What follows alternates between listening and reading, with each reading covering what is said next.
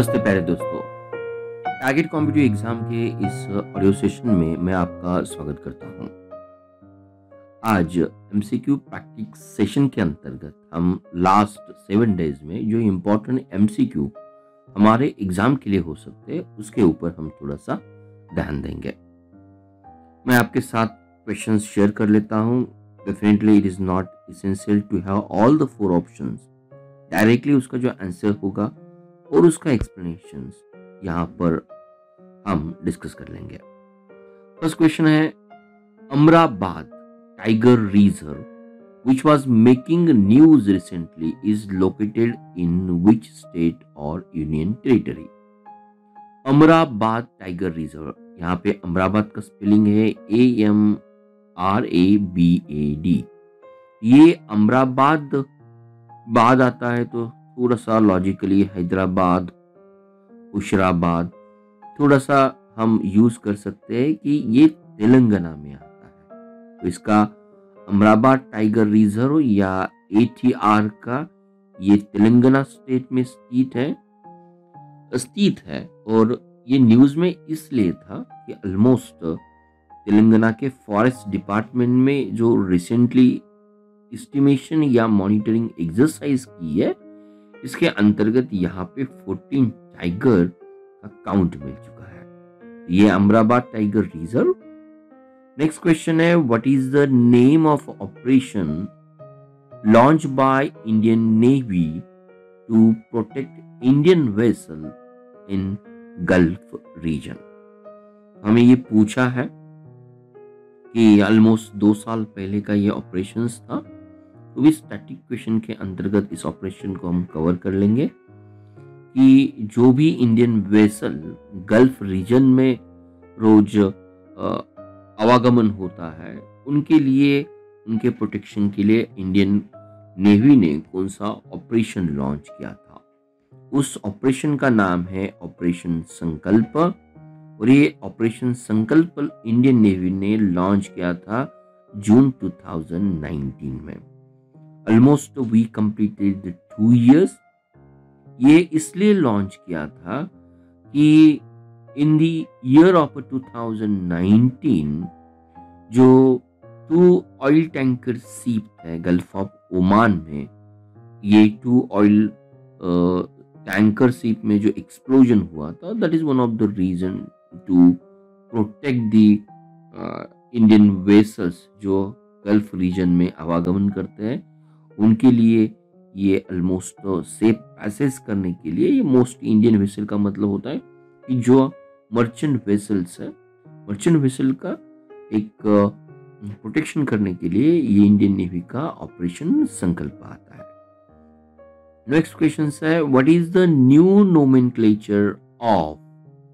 यहाँ पे new nomenclature of जो old common high court of union territory of Jammu and Kashmir and union territory of Ladakh. ये सबसे बड़ा और थोड़ा सा लंबा, जिसे हम क्यूबरसम हाई कोर्ट का नाम था, जो रिसेंटली जम्मू कश्मीर और यूनियन टेरिटरी ऑफ लद्दाख के लिए दिया था। हमें यही क्वेश्चन पूछा है कि इसका नया नाम क्या है। नाउ ये जो बड़ा लंबा जो क्यूबरसम नाम था उसका जो न्यू नेम है, इस new name is the high court of Jammu Kashmir, Jammu and Kashmir and Ladakh. High court of Jammu and Kashmir and Ladakh, ये शॉर्ट नेम्स, नया नेम्स आपको अभी मिल चुका है। तो ये जो ऑर्डर थी, ये order notified department of justice in the law of minister के अंतर्गत जो डिपार्टमेंट ऑफ जस्टिस आता है उन्होंने उसको नोटिफाई किया है। और उसके लिए हमारे प्रेसिडेंट रामनाथ कोविंद ने Jammu and Kashmir reorganisation removal of difficulty order, Jammu and Kashmir reorganisation removal of the difficulty order 2021 को साइन करके ये चेंजेस किए हैं। नेक्स्ट क्वेश्चन है, the first case of monkeypox in human was recorded in 1917 in which country? monkeypox 1917 में जो first time record हुआ था उस कंट्री का नाम क्या है? तो हम देखेंगे कि ये जो मंकी पॉक्स है as like a small pox disease, why it comes in news. Recently United State की जो टेक्सास सिटीज है उसके अंतर्गत यूनाइटेड स्टेट की हेल्थ डिपार्टमेंट को मंकी पॉक्स डिटेक्ट हुआ है। तो इसलिए क्वेश्चन पिक्चर्स में है, तो हमको ये समझना बहुत इंपॉर्टेंस होता है। It is the same like the small pox virus, और मोस्टली 1917 में मंकी पॉक्स इन ह्यूमंस में डिटेक्ट हुआ था डेमोक्रेटिक रिपब्लिक ऑफ कॉन्गो में। डेमोक्रेटिक रिपब्लिक ऑफ कॉन्गो में ये फर्स्ट टाइम डिटेक्ट हुआ था। नेक्स्ट क्वेश्चन है, which country is the Asia Pacific economic cooperation hosting 2021? Asia Pacific economic cooperation को कौन होस्ट करने वाला है? तो इसका आंसर रहेगा न्यूजीलैंड रहेगा।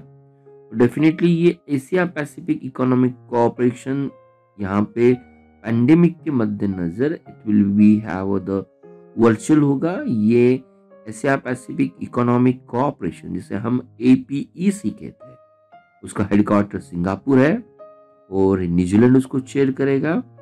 और ये जो मीटिंग्स होगी ये कमिंग डेज में नवंबर, मंथ ऑफ नवंबर 2021 में ये एक्सपेक्टेड मीटिंग है। हम नेक्स्ट क्वेश्चन के लिए मूव करते हैं। नेक्स्ट क्वेश्चन अपने सामने है, which ministry associated with the national logistic excellence award launch recently? National logistic excellence award, तो इसका आंसर तो ministry of commerce and industries है, लेकिन ये न्यूज इसलिए था कि ministry of commerce and industry ने लॉजिस्टिक के बारे में 2 अवार्ड 2 कैटेगरी में ऐलान किया है। और ये 2 अवार्ड हर साल 31 या इस साल की अगर हम बात कर लेते हैं तो 31 अक्टूबर 2021 में ये अवार्ड अनाउंसमेंट किए जाएंगे। ये अवार्ड्स 2 कैटेगरीज में है।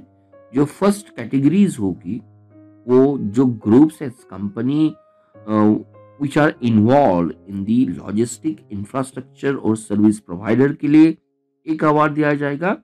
और दूसरा जो अवार्ड होगा जो भी various user industry logistic industry को यूज करते हैं उनके लिए यूज किया जाएगा। तो ये आता है नेशनल लॉजिस्टिक एक्सीलेंस अवार्ड। किस मिनिस्ट्री द्वारा उसको रिसेंटली लॉन्च किया गया है? तो ministry of commerce and industry, ये मिनिस्ट्री यहाँ पे आती है। नेक्स्ट आती है, Indian institute of heritage has been propose to be set up in which city? Bharat की जो विरासत है उसकी जो संस्था है उसको किस सिटी में स्थापन किया जाएगा? तो उसका आंसर, सही आंसर है Noida.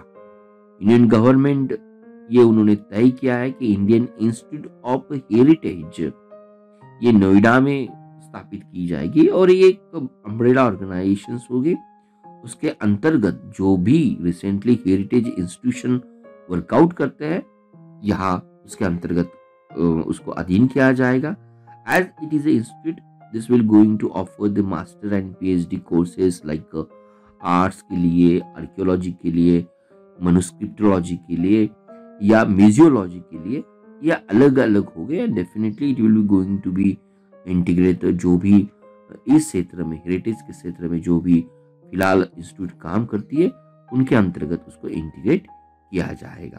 This one thing we have to be the understand. Next question है, government of India sign loan agreement with which bank to develop GNHCP Green National Highway Corridors। GNHCP ये प्रोजेक्ट है green national highway corridor project. इसको develop करने के लिए government of India ने किसके साथ लोन एग्रीमेंट किया है? तो यहाँ पर गवर्नमेंट ऑफ इंडिया का रिप्रेजेंटेशन करने वाली हमारी मिनिस्ट्री है union ministry of road transport and highway. Union ministry of road transport और हाईवे नितिन जय गडकरी उन्होंने ऐलान किया है कि there will be the loan agreement with World Bank to develop the JNHCP. JNHCP stand for the green national highway corridor project. इस project के अंतर्गत जो नेशनल हाईवे यहाँ राजस्थान, हिमाचल प्रदेश, उत्तर प्रदेश और आंध्र प्रदेश से जो इन वे वर्कआउट कर रहा है 781 का उनका अपग्रेडेशन किया जाएगा. ऑलमोस्ट 2025 में ये प्रोजेक्ट कंप्लीट होने वाला है. नेक्स्ट क्वेश्चन आता है, what is the name of online discovery platform for most of promising startup of the country. जिस तरह से हमने स्टार्टअप, इंडिया के जो भी स्टार्टअप है उनको अगर मुझे डिस्कवरी करना है किस क्षेत्र में वर्कआउट करते हैं तो उसके लिए कौन सा प्रॉमिसिंग प्लेटफॉर्म है या वेब पोर्ट है. This is known as a startup India showcase. तो ये startup India showcase online discovery platform है जो प्रॉमिसिंग स्टार्टअप ऑफ कंट्रीज है उनका डेटा यहाँ पे प्रोवाइड किया जाएगा. तो इंडियन कॉमर्स मिनिस्ट्री का जो भी अंदाज है, आज तक स्टार्टअप ऑफ इंडिया शोकेस में 104 startup from the different sector यहाँ पे रजिस्टर हो चुके हैं. चलो हम नेक्स्ट क्वेश्चन के लिए मूव करते हैं. FIDE FIDE is the International Federation of which sports or the game. FIDE यह हमें पूछा है कि इस खेल के साथ ये इंटरनेशनल फेडरेशन है. अगर फिडे का लॉन्ग फॉर्म हमें समझ में आता है, इसका आंसर भी उतना ही सही रहेगा. तो फिडे ये जो लॉन्ग फॉर्म है, FIDE stand for the federation इंटरनेशनली डेस इक्चेक. ये फ्रेंच लॉन्ग फॉर्म है and it stands for the federation इंटरनेशनली डेस इक्चेक. तो this is the world chess federation है जिसका हेडक्वार्टर लुसानू स्विट्जरलैंड में आता है. और ये इसलिए पिक्चर्स में था कि 20 जुलाई ये डे यहाँ हम वर्ल्ड चेस डे की तरह सेलिब्रेट करते हैं.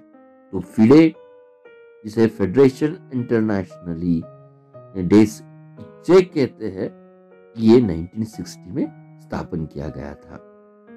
ये पार्ट हमें भी समझ में आना इंपॉर्टेंस रहेगा.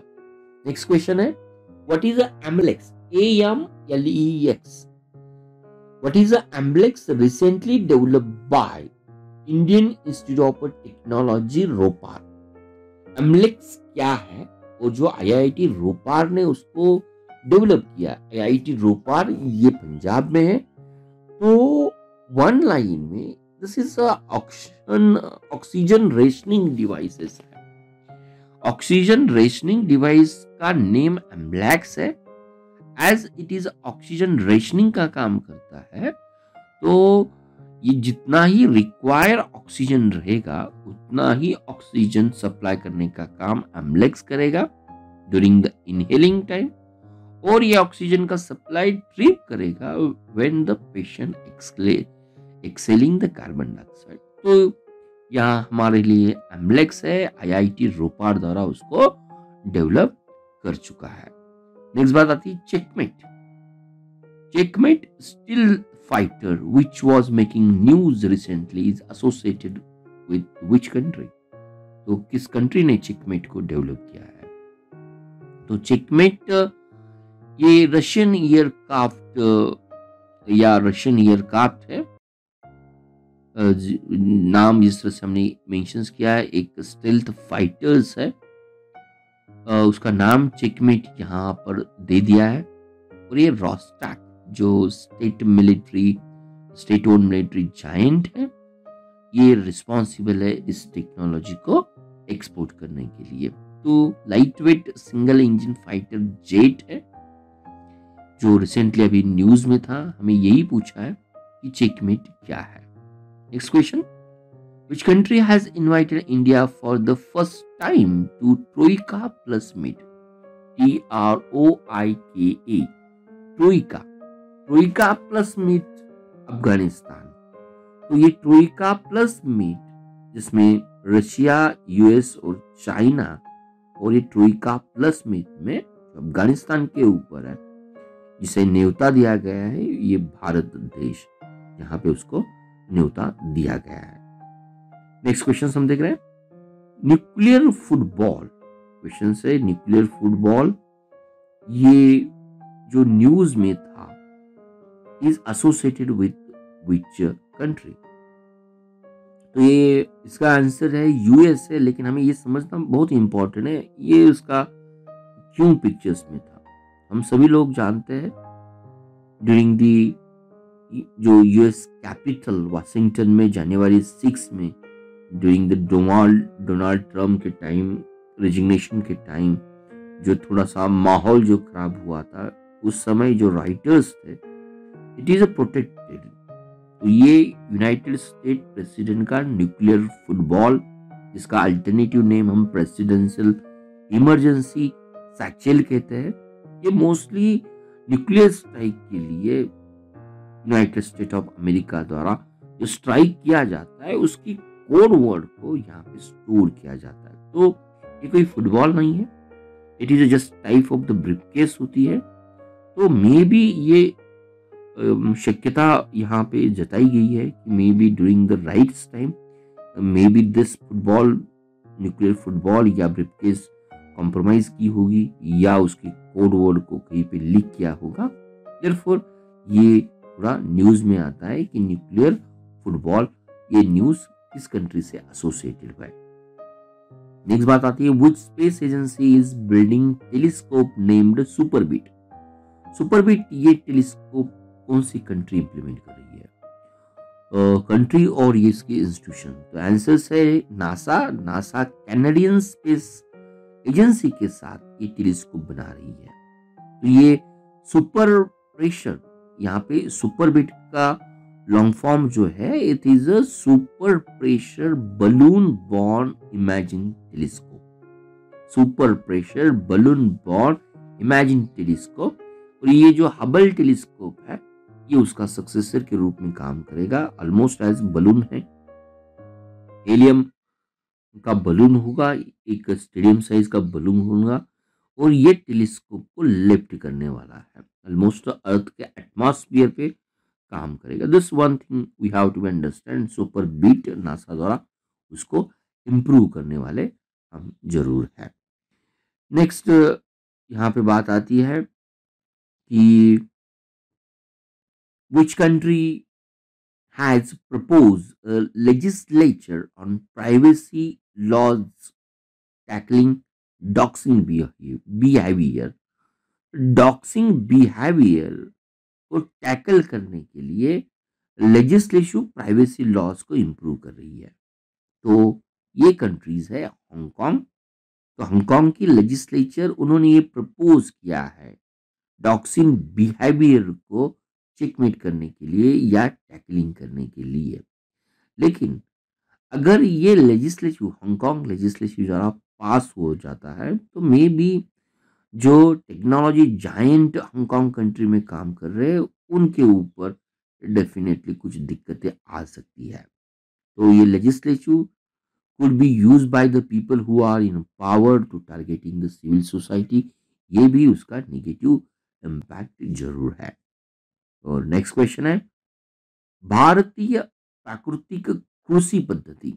भारतीय प्राकृतिक कृषि पद्धति जिसे हम बीपीकेपी कहते हैं। बीपीकेपी ये स्कीम, ये सब स्कीम, इट इज अ सब स्कीम, किस प्रोग्राम के अंतर्गत आती है। तो बीपीकेपी भारतीय कृषि, बीपीकेपी भारतीय प्राकृतिक कृषि पद्धति, ये जिस स्कीम के अंतर्गत आती है उसे हम परंपरागत कृषि विकास योजना कहते हैं। This is known as a Paramparagat Krishi विकास योजना कहते हैं। तो ये बीपीकेपी भारतीय प्राकृतिक कृषि पद्धति, ये 2020-21 में शुरुआत की गई थी, लेकिन इट इज स्कीम अंतर्गत आती है, परंपरागत कृषि विकास योजना के तहत आती है। नेक्स्ट क्वेश्चन है, what is the FDI limit permitted under the automatic route for renewable energy project? Renewable energy project के लिए ऑटोमेटिक रूट द्वारा एफडीआई का लिमिटेशन कितना है? तो रिसेंटली ये 100% ऑटोमेटिक रूट है फॉर रीन्यूएबल एनर्जी के लिए, तो ये भी बात आपको इंपॉर्टेंस रहेगी। तो national offshore wind energy policy जो 2015 में प्रोवाइड की गई थी, तो जो विंड सेक्टर है ऑफशोर के लिए, तो this things we have to be understand. Government also enabled the private investor to carry out the offshore wind resource assessment. One thing this is mentioned. Next आता है AERAI अमेंडमेंट बिल। AERAI का long forms अगर हम देखेंगे तो AERAI stand for the airports economic regulatory authority of India amendment bill 2021 increase the threshold of annual passenger traffic in major airport to कितना है? तो ये ERI airport economic regulatory authority of India amendment 2021 के तहत उन्होंने major airport को या group of airport को क्लासिफाई किया है। उनका जो थ्रेशोल्ड लिमिट है एनुअल पैसेंजर हैंडलिंग का, तो ये 35 लाख है।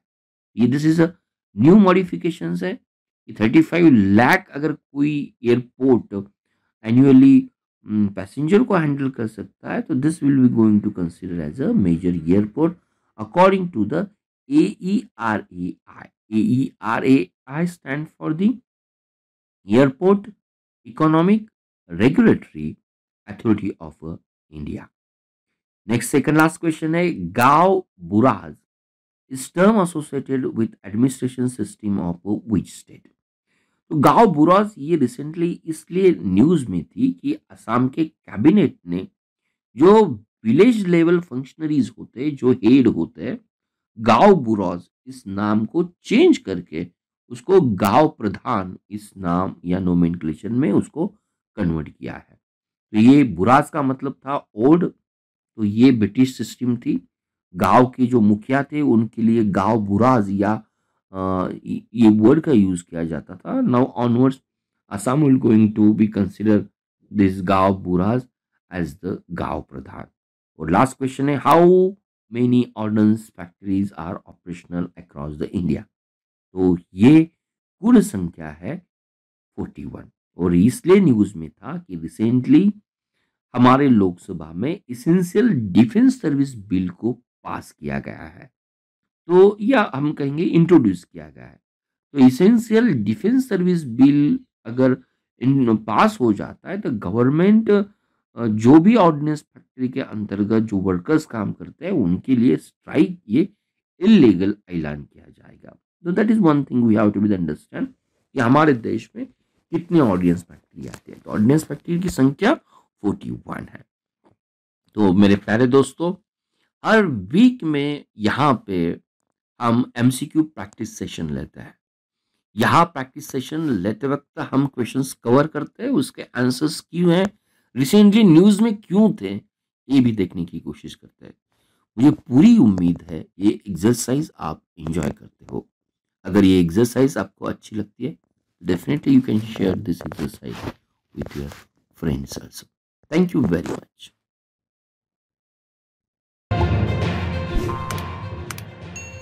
Thank you for watching Target with Professor Peace Positive Way. We request you to be a voluntary donator to become our Prime and Pride Motivator.